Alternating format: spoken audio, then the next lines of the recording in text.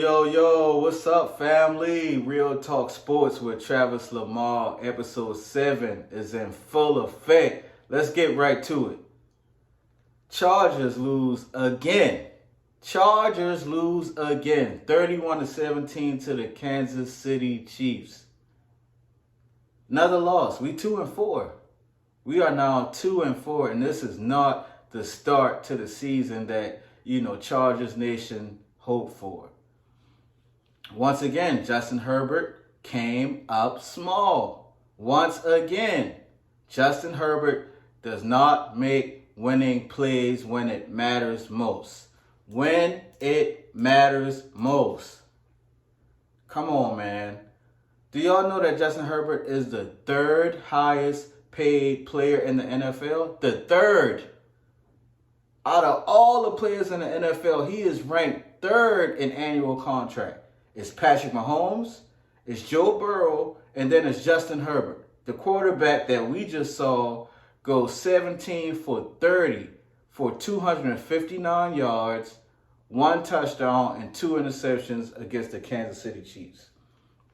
That's a 57% completion percentage for the third highest paid player in the NFL. That's our quarterback. That's who not all, because sure ain't me. A lot of the mainstream media pundits and our fans think is a top 5 quarterback in the NFL. Really? Really?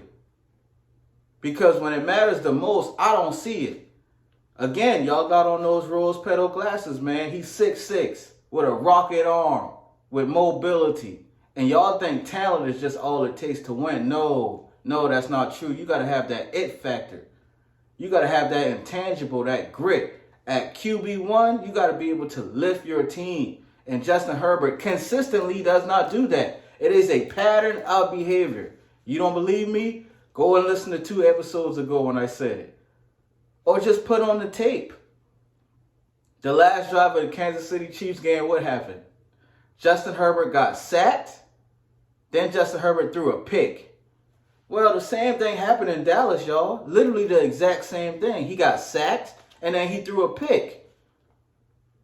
When it matters the most. Now, what everybody want to talk about? Our defense. Our defense is so horrible. Our defense so trash. It ranks in the bottom of the NFL in a lot of major categories. And guess what? That's true. That is true. But also, guess what, y'all? The Kansas City Chiefs did not score a point in the second half until 3 minutes remaining in the fourth quarter. Going into the second half, the score was 24-17. The Chiefs were up by a touchdown. The Chiefs did not score again until the fourth quarter with 4 minutes left. That's a whole quarter and a half. The defense did not give up 1 point. So you can talk about the defense all you want. In the first half, they were horrible. The defense was horrible in the first half. There was no pass rush at all. The secondary was nowhere to be found. The Kansas City Chiefs moved the ball in the first half like they were playing against air. Like nobody was even near. The defense was horrendous. Travis Kelce had over 100 yards in the first half. But the second half, when it mattered the most, guess what, y'all? The defense didn't give up any points for a whole quarter and 11 minutes. And what did Justin Herbert do in that time? Nothing, y'all. He didn't do anything. When he had the chance to tie the game in the red zone, guess what he did? He threw a pick. Yes, it was a deflection. Yeah, I know, but guess what? I don't care. It's still an interception in the red zone. So not only don't we score a touchdown, but we don't kick a field goal either. And from that point on, in the third quarter, that was like third quarter with like 4 minutes left. The Chargers did not get a first down for an entire 13 minutes. So while the defense has made adjustments at halftime, Kelce is no longer going off. The Kansas City offense has stalled for over a quarter. This whole time, guess what the Chargers offense doing? With their highest paid quarterback, third highest paid quarterback. They're not doing nothing. They're not getting no first downs, bro. None. And Justin Herbert, a top 5 quarterback? Come on, man. Listen, he's my QB1. I'm going to keep saying this. I do not want him to do bad. I do not wish misery on Justin Herbert. I want him to be phenomenal, but my eyes don't lie. When it's time to make winning plays, he doesn't make it. Come on, man. We could have won that game. Oh, the defense so bad. The defense gave up 31 points. Well, last year in the Super Bowl, the Chiefs and the Eagles played. The Chiefs won that game in the Super Bowl 38-35. 38-35. And the Eagles had a top flight defense. We just held the Chiefs to 31 points. That's football. When you playing Patrick Mahomes and the Kansas City Chiefs, Travis Kelce, Andy Reid, yeah, they're gonna score. But the second half, they didn't score for a whole quarter in 10 minutes. Where was Justin Herbert then? We bashed the O-line all the time. Justin Herbert got sacked 5 times against the Chiefs. And all 5 of them were not on the O-line. They were not. As a quarterback, when you don't have a great O-line, you got to know what time it is. You can't take sacks. You got to get rid of the ball. You got to find your hot route. Throw it out of bounds sometime. All that's not on the O-line, bro. And we rushed for over 100 yards. Joshua Kelly had 75 yards from a big 60-yard run. And Eckler, who is non-existent right now, had 14 carries for 45 yards. That is not number 1 running back numbers, but we're not talking about Eckler right now. So when you combine that together, that's over 100 yards rushing. What does Chargers Nation always do? Oh, we need receiver help. We need more skilled players.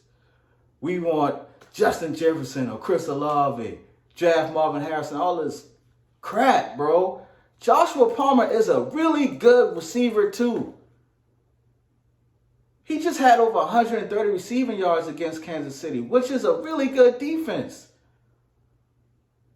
I don't get it, man. I don't get it. We always want this flash and all these outside weapons when we are fine with the weapons we got.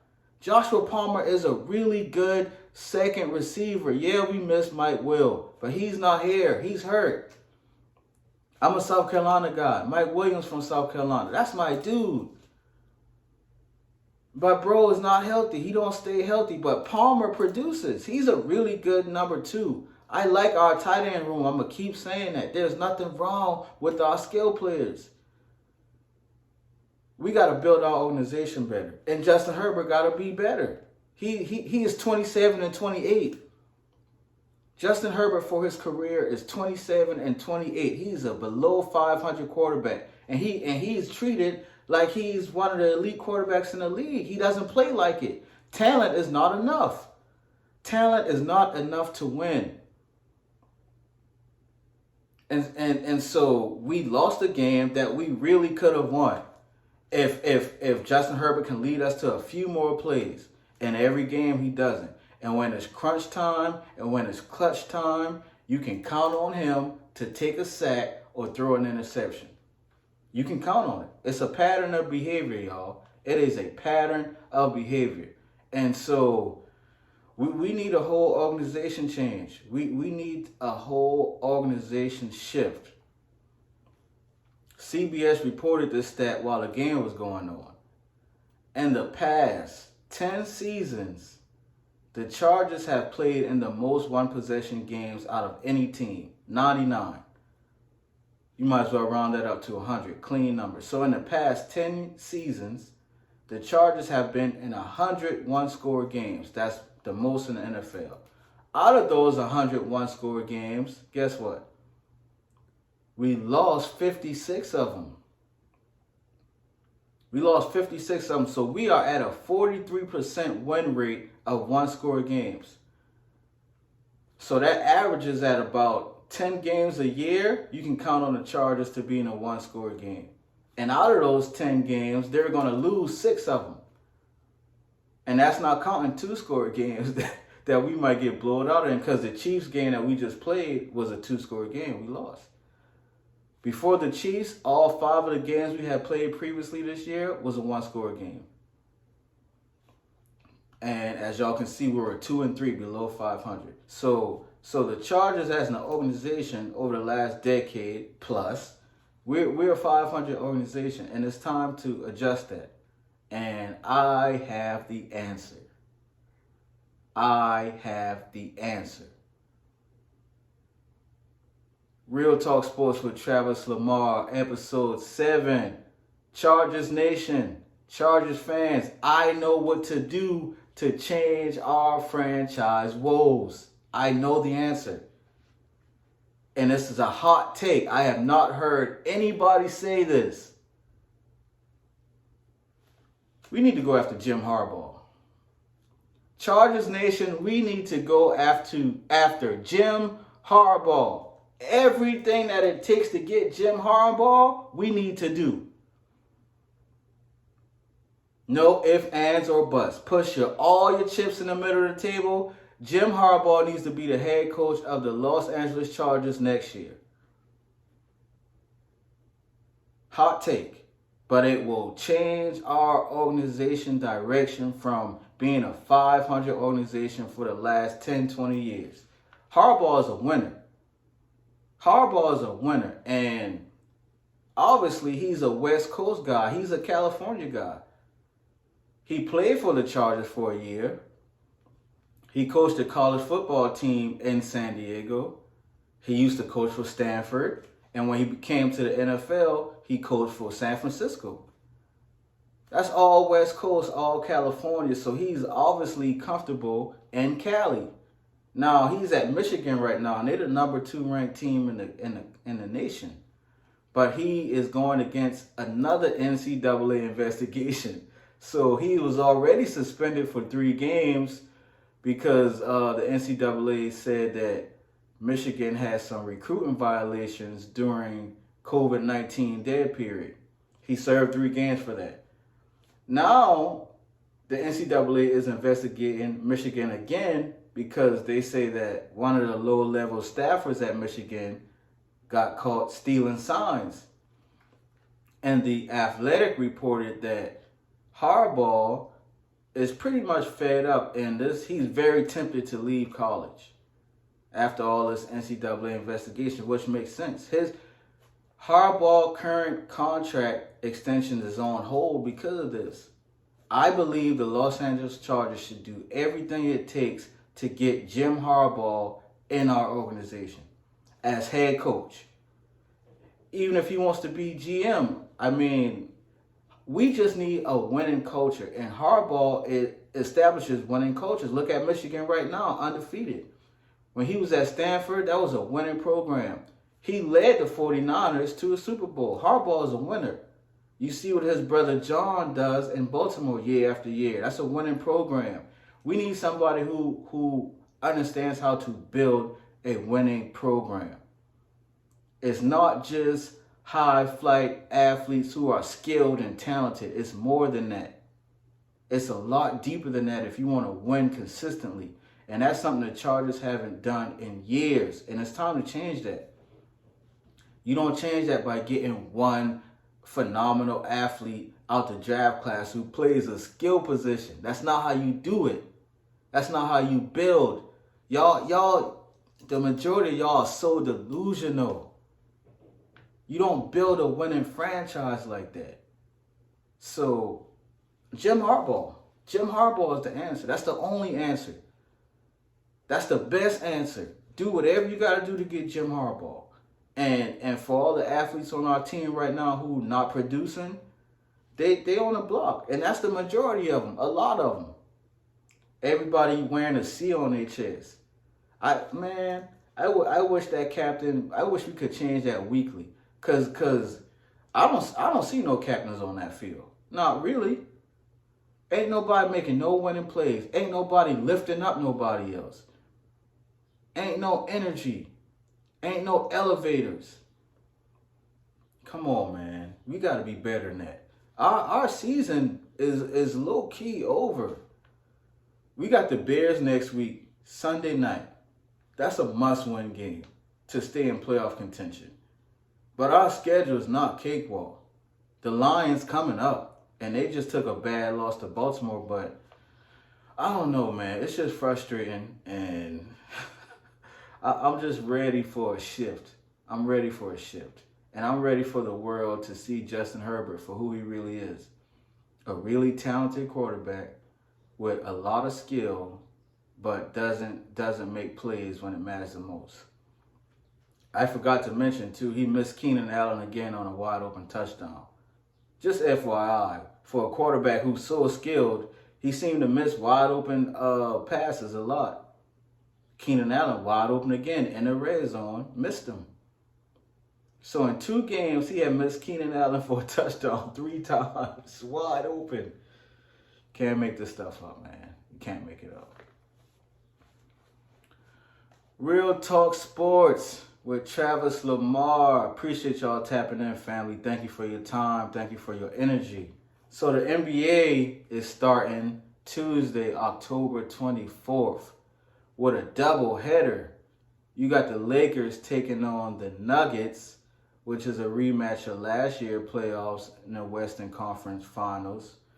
And then after that game, you have the Warriors taking on the Suns. New look Warriors, new look Suns. So the NBA is going to be real different this year because there's been so much changes. Like I said, you got Chris Paul now playing for the Warriors with Steph Curry and Klay Thompson and Draymond and Wiggins.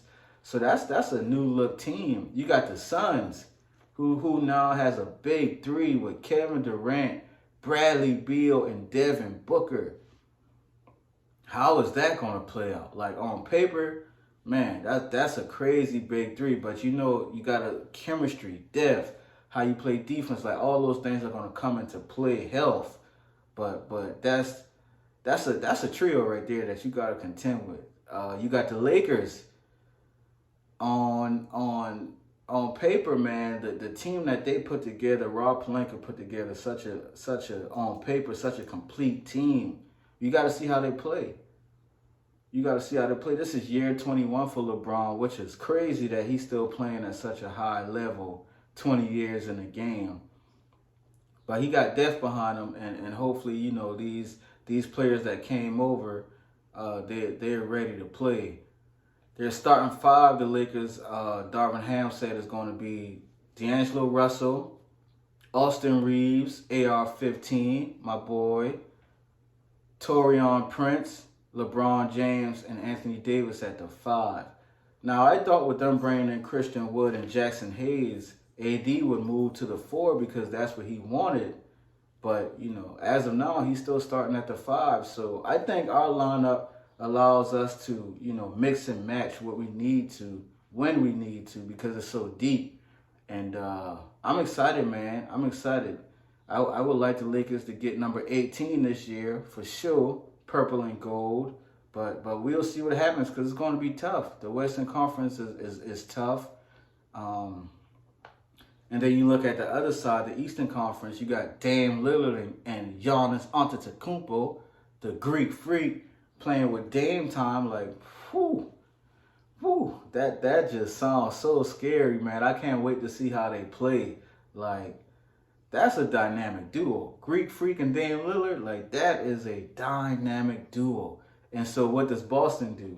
Well, Boston goes and gets Drew Holiday, you know, who formerly played for Milwaukee. So it's like Boston not laying down. They got Kristaps Porzingis. You know, hopefully he can stay healthy.